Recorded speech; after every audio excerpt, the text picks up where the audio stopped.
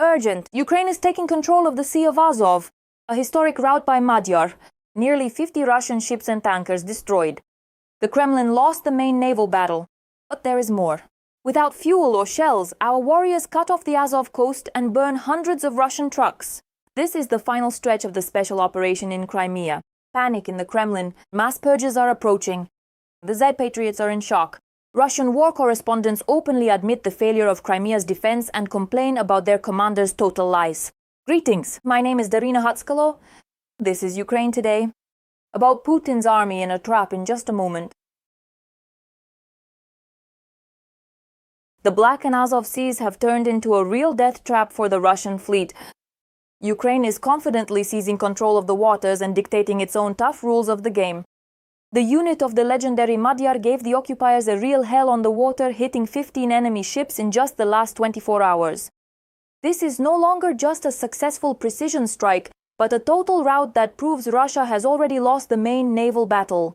The Azov coast, which the Kremlin dreamed of making its safe inland lake, is now under fire and completely cut off from a peaceful life. The sea safari on Russian vessels does not stop for a single minute. As a reminder, over the last 3 days, defense forces launched a series of strikes on Russian tankers in the Sea of Azov and hit oil facilities in the ports of Crimea and Kavkaz. Our drones destroyed about 50 enemy targets, including ferries, cargo ships, and barges. Tankers of the Russian Shadow Fleet are burning one after another. For example, the vessel Sanar 17, as OSINT analysts write, has been completely destroyed. Other burning Russian tankers have simply flooded the sea.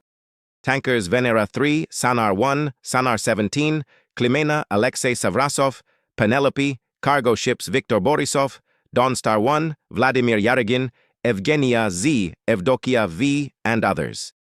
Damage to a ferry, a barge, and the vessels Yasa Polaris and Blue is also reported. The occupiers' fuel logistics are torn to shreds, and now any attempt by the Russians to supply their troops by sea turns into a one-way ticket. In parallel with the brilliant naval triumph, the armed forces are methodically burning out the aggressors' land routes. Ukrainian drones have declared a real hunt for Russian columns. In the first week of July alone, over 240 trucks and fuel tankers trying to break through the occupied territories in the south were destroyed. The so-called land corridor is bursting at the seams, and the intensity of our strikes has doubled. The land bridge to Crimea. In the first week of July, the Ukrainian military attacked over 240 trucks in the Russian-occupied territories. On average, 34 trucks were hit per day, compared to 20 vehicles a day in June. Overall, in June, Ukrainian forces hit nearly 600 trucks, about 80 of which were fuel tankers. In recent days, the number of strikes on the western entrance to Crimea through the village of Chaplinka in the Kherson region has increased, which could complicate the use of this route. Meanwhile, in the Russian information swamp, uncontrolled hysteria has begun. Well-known Z-war correspondents, including the Two Majors channel, are already openly admitting the total failure of Crimea's defense. They complain about the degradation of the power grid, constant communication problems between military units, and a total inability to protect the peninsula from Ukrainian raids. Desperate propagandists are writing the truth. But what about the measures being taken? Such attention from Moscow. Only cats give birth quickly. Capabilities don't just appear with the wave of a magic wand. It takes time, it takes zeroing in, training, equipment, coordination, communication, and interaction. It turns out there was too much lying in reports to the center by individual commanders on the ground. Telegrams and readiness checks clearly happened, and in response, reports came back saying everything was fine. Besides, with machine gun fire, if machine guns were even found, which, by the way, should be provided by someone other than regional heads reporting strikes, it's very hard to shoot down a jet UAV, though it does happen sometimes. The bald guy who could ask the question, where are the missiles for the pantsirs? He's gone, and there wouldn't be any benefit from such public noise anymore anyway. The Russians themselves are already openly predicting future large-scale purges and high-profile resignations in the Russian general staff.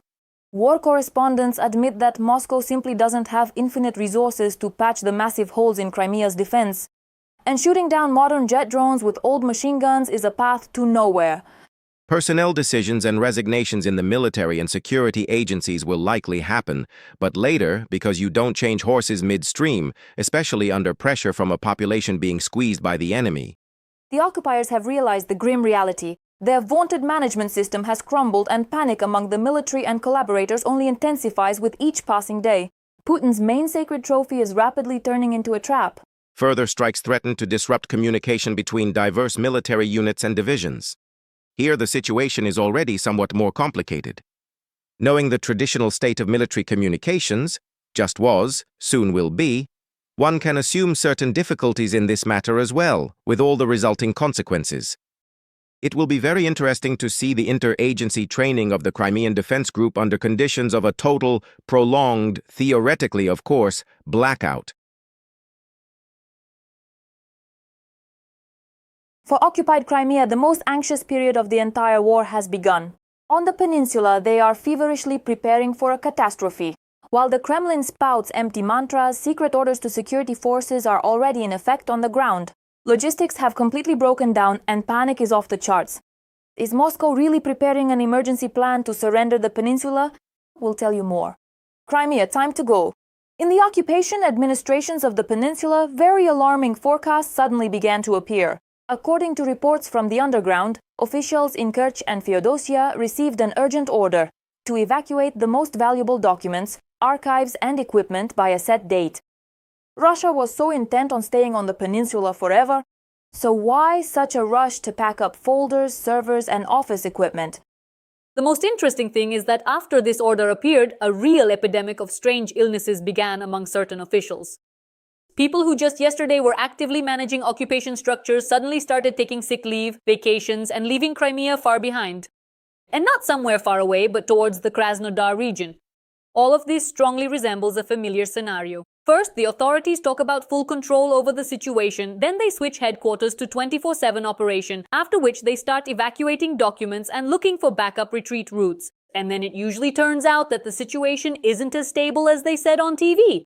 These events look especially nerve-wracking against the backdrop of regular strikes on military targets in Crimea. It seems even local collaborators no longer really believe in the omnipotent Russian air defense.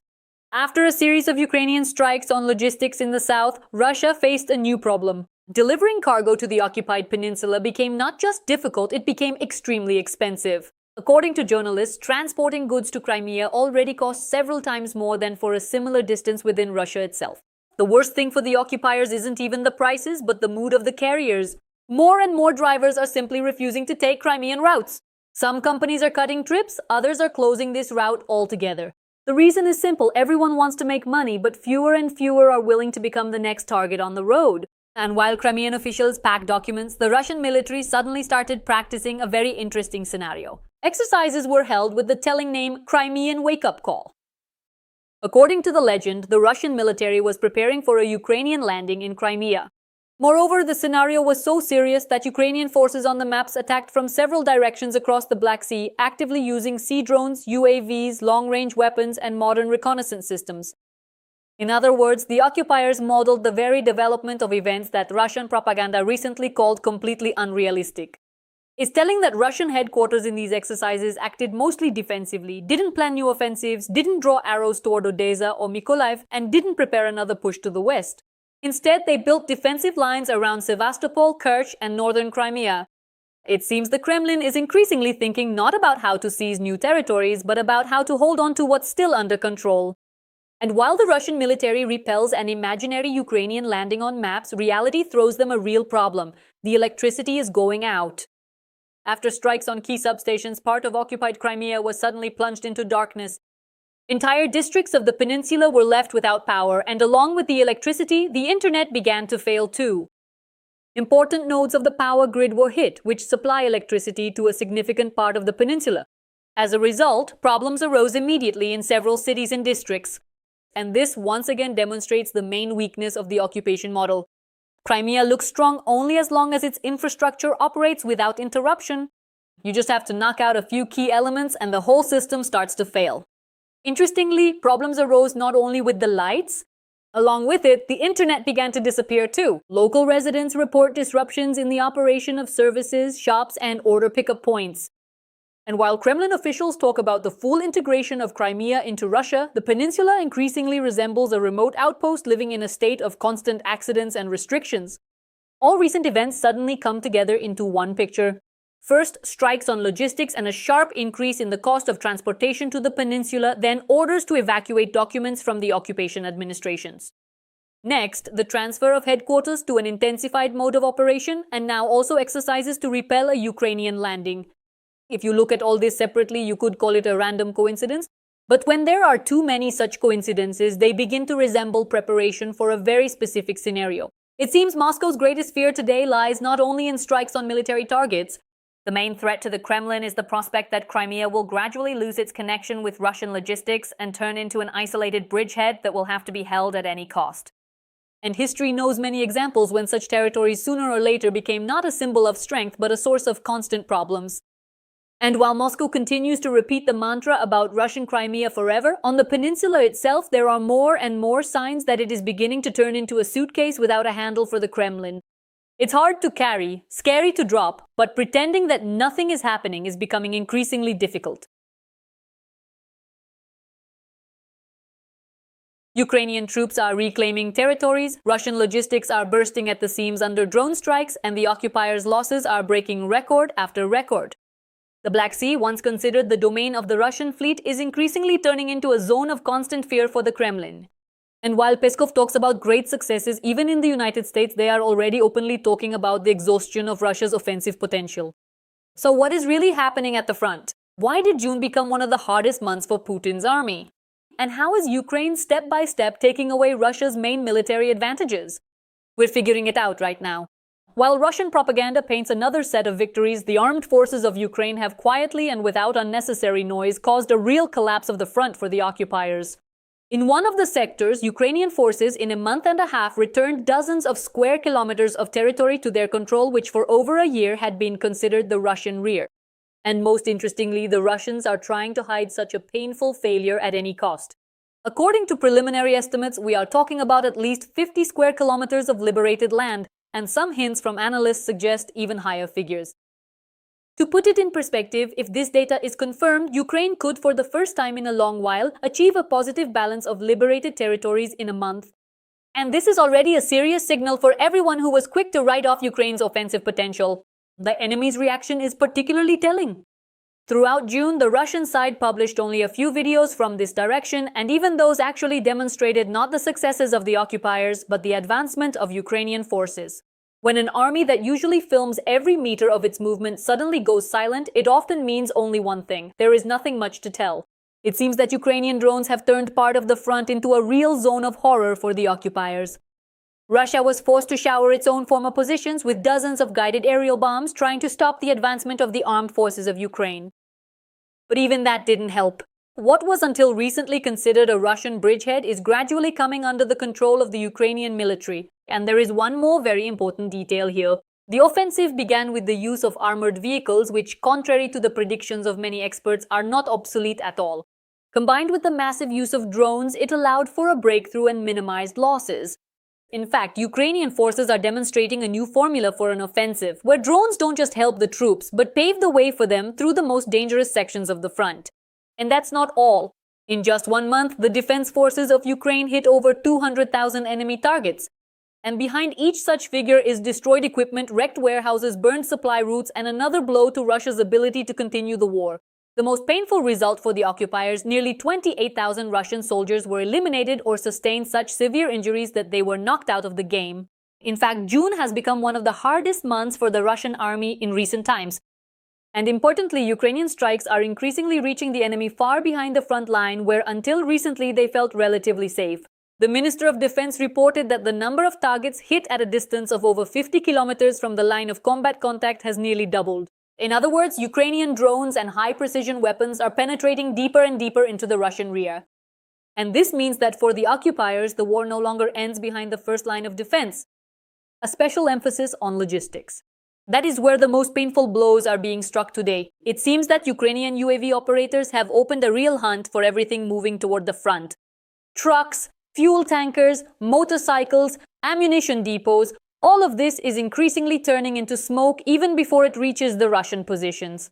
June has become a month of records for the defense forces. The Ukrainian military set a record for hitting Russian artillery, showed the best result in the entire full-scale war for intercepting enemy drones, nearly 50,000 units, and also set a new absolute record for destroying the occupiers' vehicles and motorcycles.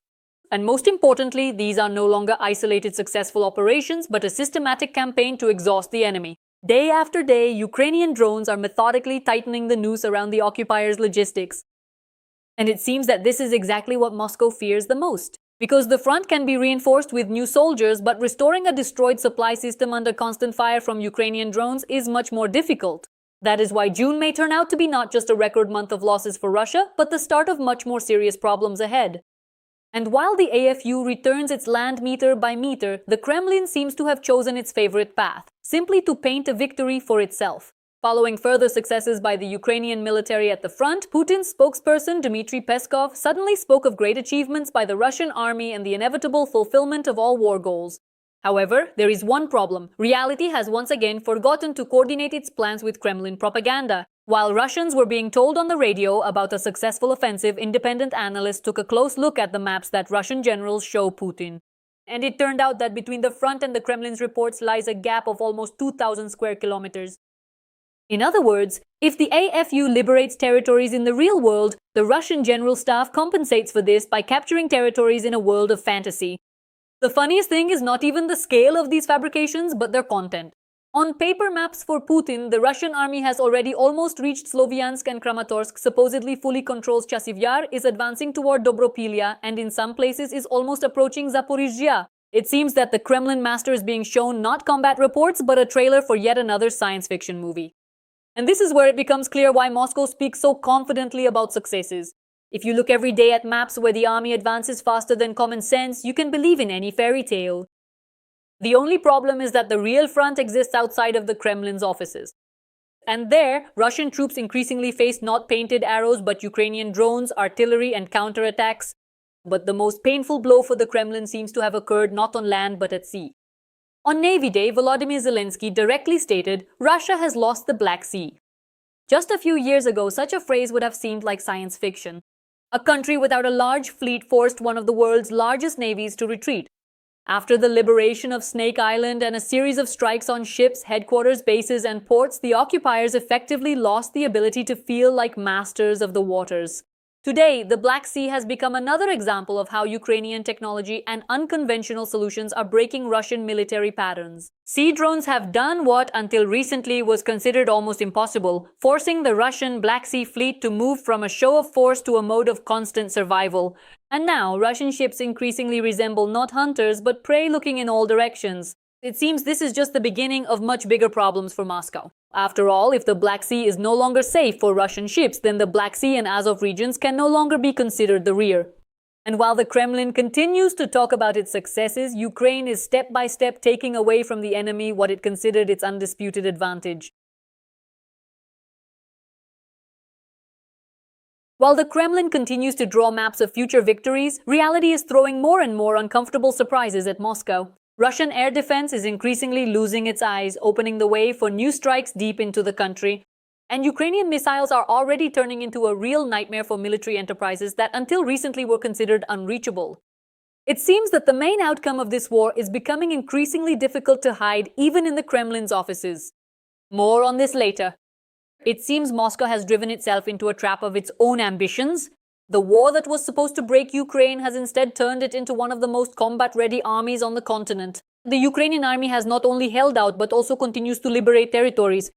According to the Commander-in-Chief of the Armed Forces, Oleksandr Syrsky, since the start of the year, defense forces have regained control of over 670 square kilometers of Ukrainian land. And in May, the Ukrainian military was actually able to regain more territory than it lost. And the biggest paradox is that it was Russia itself that accelerated this strengthening. The Kremlin spent years talking about the demilitarization of Ukraine, but the result turned out to be the exact opposite. Ukraine has received modern weaponry, invaluable combat experience, new technologies, and one of the most effective armies in Europe.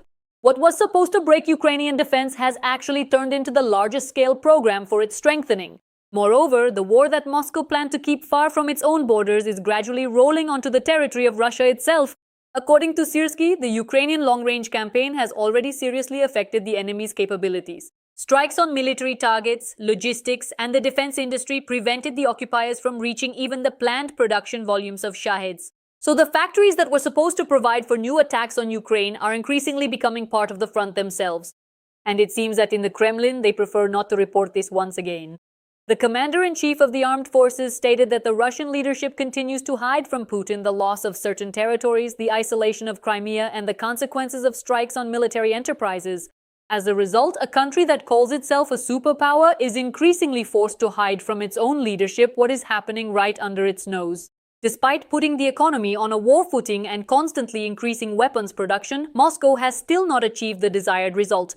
That is why there is more and more talk about a new wave of mobilization and finding ways out of a situation that has dragged on for a long time. And while the Kremlin continues to draw maps of future offensives, reality looks different. Ukrainian military forces are not only holding back the enemy, but also gradually reclaiming their land, while simultaneously creating problems for the Russian army far behind the front line. So it turns out to be symbolic. Moscow wanted to weaken Ukraine, but instead got a stronger Ukrainian army and a war that is increasingly making itself felt on Russian territory. Meanwhile, another impenetrable Russian defense has fallen before the armed forces of Ukraine. While Kremlin propaganda talks about the densest air defense system in the world, the Ukrainian military is increasingly debunking this lie. It's no longer about a single successful strike, but about systematic work to destroy key elements of Russian air defense. According to the Unmanned Systems Forces, operators of the Roni Group regularly disable radars in the Bryansk region that control the sky towards Moscow. In simple terms, the Russian system is losing its eyes exactly where they are needed most. And when radars stop seeing the air situation, even the most expensive air defense systems start working less reliably. And it seems that the consequences are already being felt far beyond the Bryansk region. It is because of such gaps in defense that Ukrainian long-range drones are increasingly reaching objects that until recently were considered practically unreachable. St. Petersburg, Ust-Luga, Moscow. The list of targets is gradually expanding, and with it, the number of uncomfortable questions for Russian generals is growing. Breached Russian air defense is not a social media fiction and not an accident. When the enemy loses its eyes, the sky opens up for our long-range strikes. Operation Polyphemus showed that it's not enough to just place radars and air defense systems on a map. If key elements of this system are consistently disabled, corridors appear in the protective shield through which strikes begin to pass. And it seems that closing this hole to Moscow will be much harder for the Russian command than explaining its existence on television broadcasts. It's hard to forget another Kremlin nightmare, and its name is Flamingo. Ukrainian missiles are appearing in the sky more often, followed seconds later by explosions at sites that were considered securely protected just yesterday. Particularly revealing were the frames of the strike on the Titan Barricades military enterprise that appeared online. The video clearly shows not only the flight of the Ukrainian FP-5 missile itself, but also the reaction of a Russian who almost immediately recognizes the silhouette of what is approaching. And in this reaction, there is probably more truth about the current situation than in dozens of official statements from the Russian Ministry of Defense. Dad, a Flamingo missile.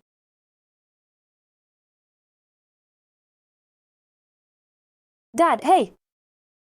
It's not just about an impressive image, but about very specific consequences. According to available data, the explosions literally burned out the production facilities from the inside. For a military enterprise, this means much more than damaged walls or a roof. Technological lines, equipment, communications, and the ability to quickly return to normal operation are being destroyed. The plant continues to exist on the map, but it can no longer operate as it did before. And it seems this is just the beginning, because every new flight of a Ukrainian missile over Russian territory reminds us of the main outcome of this whole story. Putin wanted to demilitarize Ukraine, but as a result, he got a country of engineers, military personnel, and developers of the latest weapon systems. And now these very developments are increasingly arriving in places where they were once sure that the war would never touch them. And what do you think about these events? Write your opinion in the comments. Give us a like and stay up to date with the main news. More to come. See you.